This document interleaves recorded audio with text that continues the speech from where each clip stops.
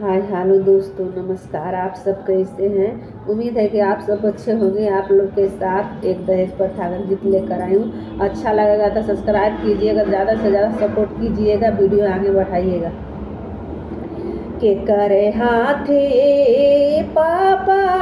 हमके बेच दिहला, के कर हाथे पापा हमके बेच दिहला, का तोहर हो गईले काहे पगलइल, का तोहर हो गईले काहे पगलइल, दिलवा में बाटे हमरो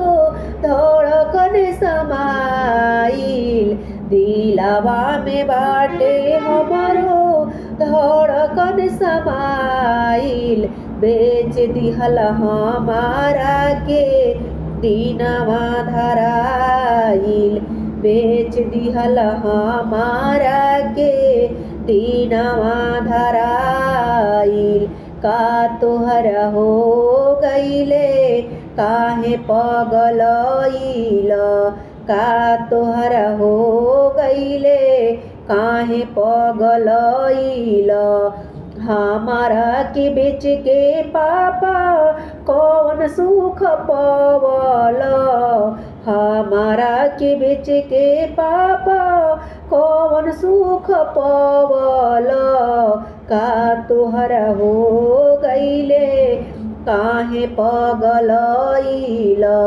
चार गो कहारा से डोलिया उठवल, चार गो कहारावा से डोलिया उठवल, का तोहर हो गईले काहे पगलइल, छोटी गो रहनी त काहे तू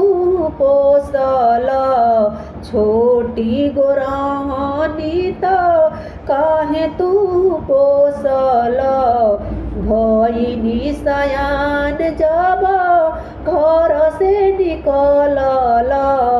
भइनी सयान जब घर से निकलल, हमके अबागिन बुझ के बंधकी धरवल, हमके अभागिन बुझ के बंधकी धरवल, कवना ही जेलावा में हमके बंद करवल, कवना ही जेलावा में हमके बंद करवल, कवना ही जेलावा में बंद करवल, का तोहर हो गईले काहे पगलइल।